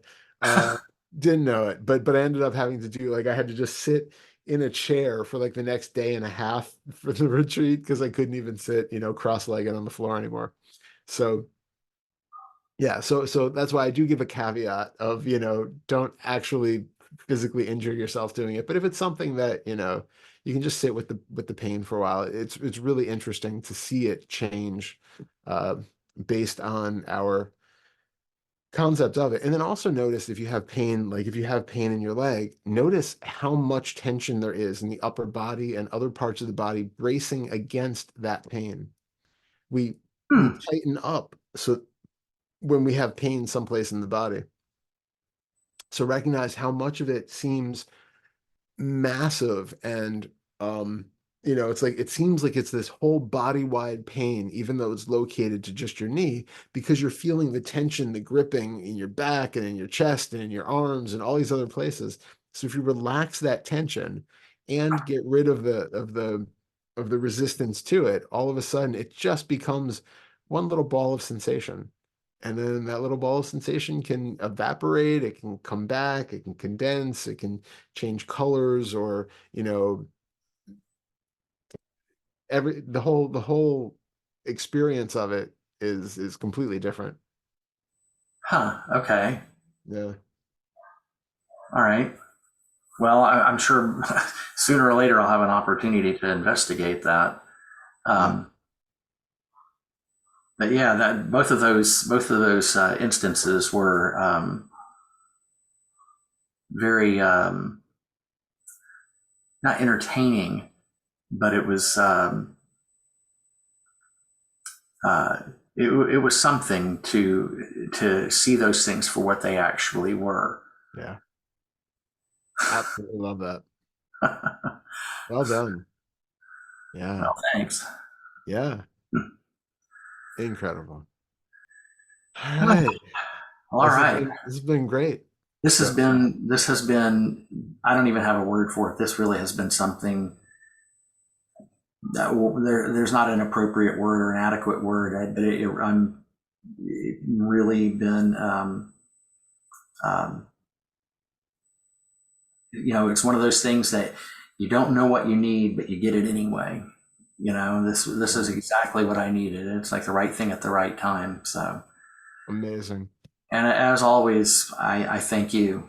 No, You know, thank you. This is such a pleasure. So I enjoy our talks so much, and the yeah, people I've had such amazing feedback from people watching the videos.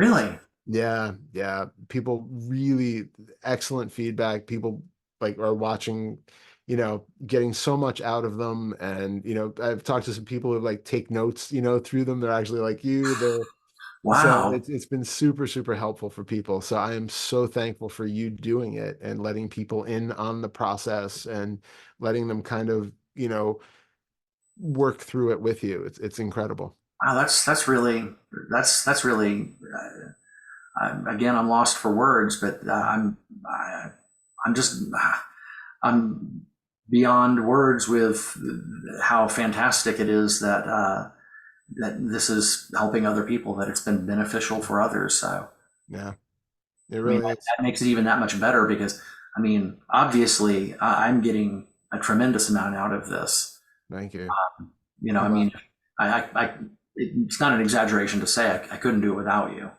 Uh, Thanks. Oh, so, but, to know that the fact that it's changing my life and that it's doing the same for others, what do you even say yeah, about that? I know. I know.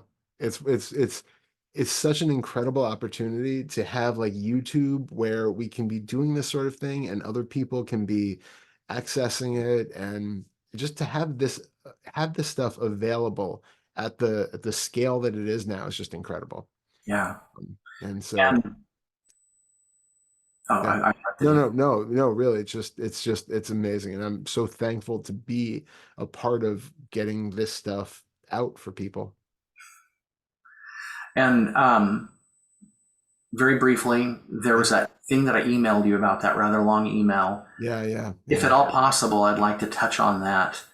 Sure. If who knows how things are going to turn out. Tonight was totally unexpected. Totally just a product of the moment. Yep. So if we're able to, I would like to kind of dig into that stuff next time. Absolutely. 100%. Just remind me, because by then I'll completely forget to bring it up again. So Okay. Well, I'll remind you when we get closer to it. thanks. Yeah, that'll be perfect. Okay. And hope you read everything before then to get refreshed on it before then as well. Okay. All right. Well, thanks, Todd. Really, thank you. Thank you. Thank you. And again, as always, just, write me and let me know what's going on. Keep me posted if you need anything. I will. All right. Thank you so much, man. It was so good Yeah. seeing you. Yeah. It's always great to be with you. All Thank you. Yeah. Have a great weekend. right. Take care. Thank you. You too. Bye. All right. Bye.